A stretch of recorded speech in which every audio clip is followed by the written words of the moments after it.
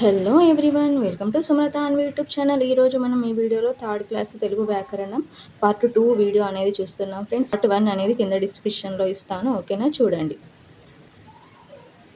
తెలుగు వ్యాకరణంలో భాగంగా థర్డ్ క్లాస్లో మనకు అచ్చుల విభాగంలో భాగంగా హస్వములు దీర్ఘముల గురించి ఉంది, ఓకేనా. అలానే నేను వక్రములు వక్రతలములు అనేవి కూడా అచ్చులకు సంబంధించినవే కాబట్టి ఈ రెండు టాపిక్స్ కూడా నేను ఇప్పుడు చెప్పబోతున్నా. Okay, first హస్వములు. అచ్చులలో తేలికగా పలికేవి హస్వాలు.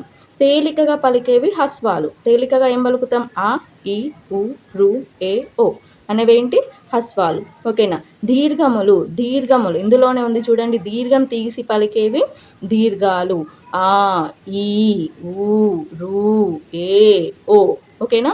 హస్వాలు దీర్ఘాలు అంటే అర్థమైంది కదా. హస్వము అంటే తేలికగా పలికేవి, దీర్ఘము అంటే దీర్ఘం తీసి పలికేవి. ఓకే, నెక్స్ట్ వక్రములు అంటే వంకరగా ఉండేవి. ఏ, ఏ, ఓ, ఓ, ఓకేనా.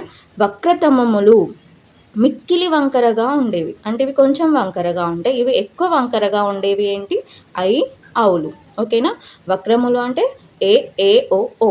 వక్రతమములు అంటే ఐ, ఔ, ఓకేనా ఫ్రెండ్స్. ఇవి మనకు థర్డ్ క్లాస్లో ఉన్నవి. ఓకే, హస్వాలు దీర్ఘాలు వక్రములు వక్రతలములు అనేవి అచ్చులకు సంబంధించిన విభాగాలు, ఓకేనా.